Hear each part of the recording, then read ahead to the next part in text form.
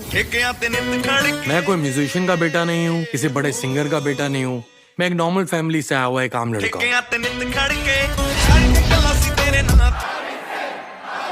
His songs were playing every club, every wedding. He made Punjabi music cool in the rest of India.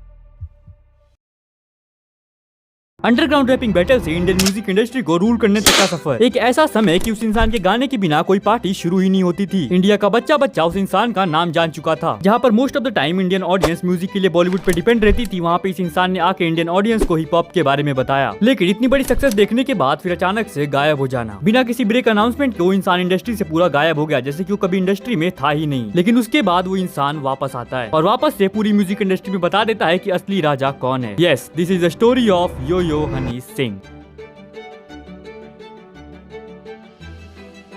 15 March 1983 Honey Singh का जन्म होता है होशियारपुर पंजाब में और उनके बचपन का नाम हृदय सिंह था, लेकिन उनकी माँ उनको प्यार से हनी बुलाती थी और इसलिए उन्होंने अपना नाम हनी सिंह रख लिया। हनी सिंह का भी बचपन एक स्मॉल टाउन बॉय जैसा ही था, लेकिन बचपन से ही हनी सिंह के घर के अंदर म्यूजिक के लिए बहुत सारा प्यार था। हनी सिंह के फादर सरदार सरबजीत सिंह को म्यूजिक बहुत ज्यादा पसंद था। कितना प्यार आप इस बात से समझ सकते हैं कि जहाँ पे उनकी सैलरी 15,000 रुपए महीना थी, वहीं पे उनके म्यूजिक सिस्टम का प्राइस 35,000 रुपीज था। और इसी वजह से हनी सिंह को बचपन से ही म्यूजिक सुनने की आदत पड़ गई थी। बचपन से ही हनी सिंह AR रहमान और किशोर कुमार जैसे सिंगर्स के गाने सुना करते थे और तभी उन्होंने डिसाइड कर लिया था कि उनको म्यूजिक के ही अंदर कुछ बड़ा करना है। और अपने स्कूल के टाइम से ही हनी सिंह ने अपने स्कूल के अंदर तबला बजाना भी स्टार्ट कर दिया था। लेकिन क्या आपको पता है, बचपन में हनी सिंह एक इंसिडेंट की वजह से एथिस्ट बन गए थे। तो जैसे आपको पता है, पंजाबी फैमिलीज में सर पे जूड़ा बनाने का एक रिवाज होता है, लेकिन हनी सिंह के बालों में प्रॉब्लम होने की वजह से उनका जूड़ा बहुत ज्यादा छोटा बनता था, जिसकी वजह से उनके क्लास के बच्चे उन्हें बहुत ज्यादा टीज किया करते थे। इसीलिए उन्होंने अपनी मम्मी से बोल के अपने बाल ही छोटे करवा लिए। और उसी टाइम उनके स्कूल में एक प्रोग्राम था जहाँ पे वो तबला बजाने के लिए गए थे, लेकिन उनके छोटे बाल देख के प्रिंसिपल ने उनको ये करने से रोक दिया, जिसकी वजह से उनका विश्वास धर्म से उठ गया था। और जब उनके पापा को ये बात पता चली कि हनी सिंह ने अपने बाल कटवा लिए, तो उन्होंने भी हनी सिंह से बहुत समय तक बात ही नहीं करी थी। और फिर 2001 में हनी सिंह कॉलेज में पहुंचे और वहां जाकर उन्होंने BSc इन IT का कोर्स चूज किया। और उनका ये कोर्स चूज करने का मोटिव सिर्फ ये था कि उनको एक कंप्यूटर मिल सके। और हुआ भी कुछ ऐसा ही, उन्हें एक कंप्यूटर मिल गया, जहाँ पर दिन में उस कंप्यूटर पे पढ़ाई किया करते थे और रात होते ही अपने म्यूजिक के ऊपर काम चालू कर देते थे। स्टार्टिंग के डेज में वो बहुत सारी बीट्स को मिक्स करके एक अलग बीट बनाने की कोशिश करते रहते थे। एंड देन 2003 में उन्होंने अपनी पहली एल्बम भी लॉन्च कर दी, जिसका नाम था देसी बाई नेचर। लेकिन उनकी ये एल्बम एक फ्लॉप थी और उसके गाने किसी को भी पसंद नहीं आए थे। और उसके बाद हनी सिंह ने और भी ट्राई किया कुछ नए सॉन्ग्स बनाने का, लेकिन कुछ भी वर्कआउट नहीं कर रहा था। उनका कोई भी सॉन्ग हिट हो ही नहीं रहा था। और उस समय हनी सिंह के गाने का जॉनरा भी बिल्कुल ही डिफरेंट था। वो देशभक्ति और लोगों को जागरूक करने वाले टाइप के गाने बनाया करते थे। लेकिन फिर एक पंजाबी सिंगर अशोक मस्ती ने हनी सिंह को एक एडवाइस दी। उन्होंने कहा, यहाँ पे देशभक्ति और इस टाइप के गाने कोई नहीं सुनने वाला, तुम्हें कुछ अलग करना पड़ेगा। और उसके बाद हनी सिंह ने अपनी म्यूजिक का पूरा ट्रैक ही चेंज कर दिया। हनी सिंह 2006 में लॉन्च करते हैं एक सॉन्ग ग्लासी।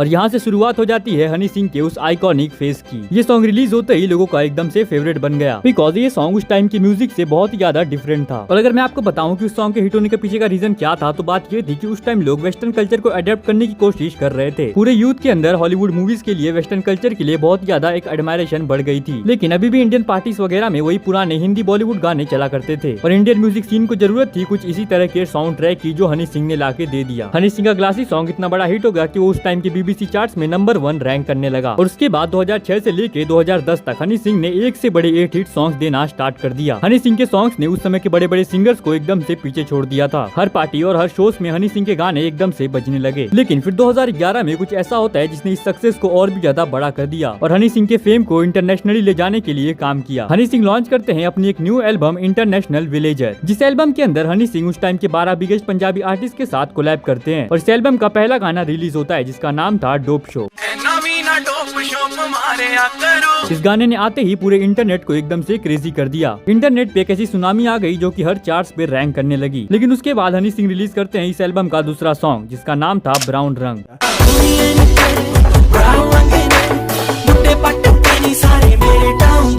ये सॉन्ग भी सेम उसी की तरह एकदम से इंटरनेट पे छा जाता है। लेकिन ये सारी चीजें यहीं पे नहीं रुकती है। यहाँ पे तीसरा सॉन्ग रिलीज होता है अंग्रेजी बीट।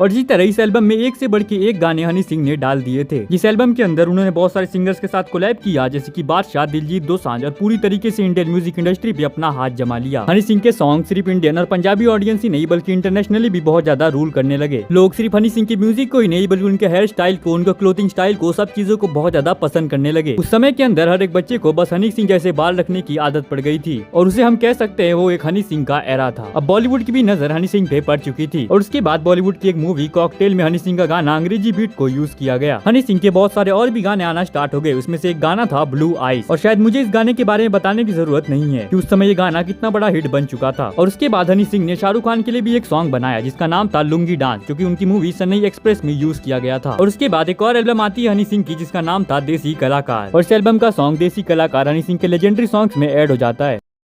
यार तेरा सुपरस्टार देसी कलाकार, मैं पुत जट दा मन दा निहार। और यहीं से हनी सिंह का एक दूसरा नाम भी पड़ता है देसी कलाकार। और जहाँ पे बहुत सारे सिंगर्स ऐसे होते हैं जिनके एक दो गाने हिट होने के बाद कुछ गाने फ्लॉप्स भी होते हैं, लेकिन हनी सिंह के साथ ऐसा कुछ भी नहीं था। हनी सिंह जो गाना ड्रॉप करते थे उनके पुराने गाने के रिकॉर्ड्स तोड़ने के लिए ड्रॉप करते थे। उसके बाद हनी सिंह ने कुछ मूवीज में एक्टिंग करने का भी ट्राई किया, जैसे कि तू मेरा 22, मैं तेरा 22, जोरावर, एक्सपोज, लेकिन उनमें से कोई भी मूवी हिट नहीं हुई। और उसके बाद हनी सिंह को भी समझ में आ गया था कि वो सिंगिंग की लाइन में ही ज्यादा अच्छे हैं। लेकिन फिर हनी सिंह के लाइफ में आने लगी बहुत सारी प्रॉब्लम। हनी सिंह के ऊपर बहुत सारे केसेस होने लगी ये कह कि अपने गाने में वल्गैरिटी को प्रमोट कर रहे हैं। और अगर आपको याद होगा कि जब निर्भया केस हुआ था तो उसी समय हनी सिंह का गाना रिलीज हुआ था मैं हूँ बलात्कारी, और इस गाने की वजह से भी हनी सिंह को बहुत ज्यादा हेट मिलना स्टार्ट हो गई। लोग कहने लगे कि हनी सिंह के अंदर बहुत ज्यादा एटीट्यूड आ गया है। मीडिया से लेकर नॉर्मल पब्लिक तक सब लोग हनी सिंह से एकदम से नाराज होने लगे। एंड उसी समय हनी सिंह ने स्टार्ट कर दिया बहुत ज्यादा ड्रग्स लेना। हनी सिंह पूरा दिन अपने रूम में बंद रहने लगे, जिसकी वजह से उनकी तबियत भी बहुत ज्यादा खराब रहने लगी थी। और फिर अचानक से हनी सिंह पूरे इंटरनेट और बॉलीवुड से गायब हो जाते हैं। बिना किसी अनाउंसमेंट के हनी सिंह का नाम एकदम से इंडस्ट्री से गायब हो जाता है। किसी को ये बात नहीं पता कि हनी सिंह कहाँ गए। लेकिन इससे कुछ सालों बाद हनी सिंह का एक इंटरव्यू सामने आता है जहाँ पे वो जाके बताते हैं कि उनको बाइपोलर डिसऑर्डर हो गया था, जिसकी वजह से अपनी लाइफ में बहुत ज्यादा डिप्रेस रहने लगे थे। वो पूरा टाइम अपने कमरे में बंद रहने लगे थे। उनको अपने आप से ही डर लगने लगा था और उनको ऐसे ख्याल आ रहे थे कि वो मरने वाले हैं। फिर बीच में वापस से हनी सिंह ने ट्राई किया कि वो वापस से म्यूजिक में एंट्री मारेंगे, लेकिन ये चीज भी काम नहीं आई। जब वो स्टेज पे गाना गाने गए तो उनके गले से आवाज ही नहीं निकल रही थी, उनकी आंखों के सामने पूरा अंधेरा आ गया था और 2-4 साल के लिए हनी सिंह एकदम से गायब हो जाते हैं। और हाँ, यहाँ पे एक और इंटरेस्टिंग बात है कि जो ऋतिक रोशन का गाना है धीरे धीरे वो भी हनी सिंह ने इस बीमारी के अंदर ही बनाया था। लेकिन फिर 2018 में हनी सिंह कम बैक करते हैं। उनका पहला गाना आता है मखना। लेकिन इस गाने के अंदर हनी सिंह की जो वीडियो थी उसको देख के किसी को भी यकीन नहीं हुआ कि वो हमारे ही हनी सिंह है, बिकॉज इस गाने के अंदर हनी सिंह बहुत ज्यादा मोटे हो चुके थे। लेकिन फिर भी ये गाना चला और इसने बहुत सारे रिकॉर्ड्स भी तोड़े। लेकिन उसके बाद हनी सिंह ने कुछ और गाने रिलीज किए, लेकिन उन गानों को उतना प्यार नहीं मिल रहा था जैसे पहले हनी सिंह को मिला करता था। और इसी दौरान हनी सिंह का गाना आया था नागिन, जिसके बाद से वापस से हनी सिंह को बहुत ज्यादा हेट मिलना स्टार्ट हो गई। लोग कहने लगे कि हनी सिंह समाज को बिगाड़ रहे हैं और सोशल मीडिया पे और हर जगह हनी सिंह के ऊपर बस हेट बरसाई जा रही थी। और जब हनी सिंह को इतना हेट मिल रहा था तो बहुत सारे सिंगर्स भी हनी सिंह को टारगेट करने लगे थे, जैसे कि बादशाह और रफ्तार। और बादशाह और रफ्तार को हनी सिंह को हेट करने के पीछे का रीजन ये था कि जब माफिया मुंडीर ग्रुप बना था तो ये दोनों भी उसका पार्ट थे। लेकिन उस समय प्रॉब्लम ये थी कि माफिया मुंडीर के अंदर अगर कोई भी गाना बनाओ, कोई भी सिंगर उस गाने में गाया हो, लेकिन अगर उसमें 20 सेकंड का भी हनी सिंह का रैप है तो पूरा गाना उनके नाम हो जाता था। मतलब ऑडियंस को सिर्फ हनी सिंह ही दिखाई देते थे और इन सिंगर्स को ये बात पसंद नहीं थी, इसलिए धीरे धीरे करके सभी लोगों ने इस ग्रुप को छोड़ दिया। एंड फिर जब हनी सिंह गायब हुए तो बहुत बार इन सिंगर्स ने हनी सिंह को भी टारगेट किया। लेकिन कहते हैं ना, एक राजा तो राजा होता है। हनी सिंह ने वापस कम बैक किया हनी सिंह 3.0 के साथ। और उसके बाद आज के टाइम पे जो हनी सिंह का क्रेज है वो तो आपको पता ही है, जिनके कुछ रिसेंट एग्जांपल्स है हनी सिंह के सॉन्ग मिलेनियर और मैनिएक। और इस बात से हमें समझ आ जाता है कि अगर आपके अंदर टैलेंट है तो आप आगे आओगे, भले ही आपको कितना भी टाइम लग जाए। And yes, this was the story of Yo Honey Honey. Singh so friends, I hope आपको वीडियो पसंद आई होगी। तो वीडियो बनाने में मैंने बहुत ज्यादा मेहनत की है, तो अगर वीडियो पसंद आई हो तो लाइक कर देना, चैनल पे नो सब्सक्राइब कर देना ऐसी अमेजिंग वीडियोस देखने के लिए।